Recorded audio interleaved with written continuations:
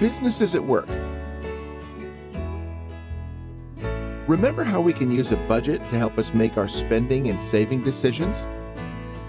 Well, you might be interested to know that even the biggest of businesses also have to use a budget to make those same kinds of decisions. Just like us, all businesses have income and they also have expenses. And just like us, the amount that is left over once expenses are paid is called the profit. Let's have a closer look at how a business makes choices about income and expenses to arrive at their profit. We're going to look at their income decisions first. Businesses earn their income when they sell their goods and services to consumers like us. One of the most important decisions they have to make is how much the selling price should be. You might be tempted to think that the higher the price, the more income for the business, but that's not always true.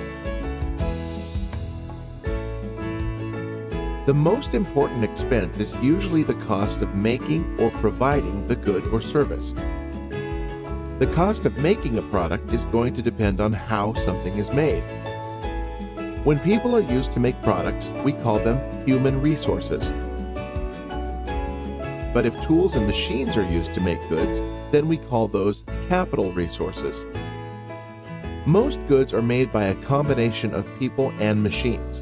In other words, both human and capital resources.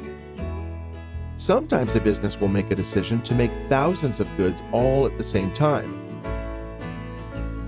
They will probably need to build a factory to do this. A factory is a big building where thousands of products can be made at one time, usually using a lot of machinery and equipment. A factory is also where we can see an assembly line in action. An assembly line is where each worker has just one or two small jobs to do. Then another worker takes over and does their job next.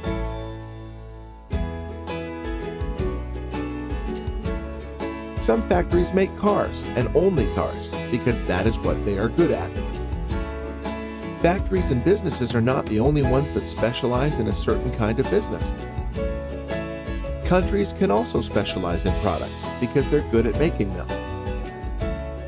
They may also specialize because they have some resources that no one else does.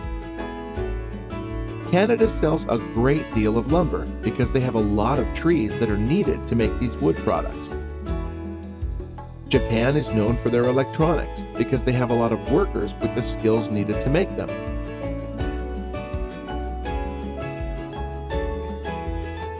When we group together all the buying choices made by consumers and all the manufacturing decisions made by producers, we're looking at the economy. So the next time you buy something in a store, remember that your decision has now become part of the economy. See you next time.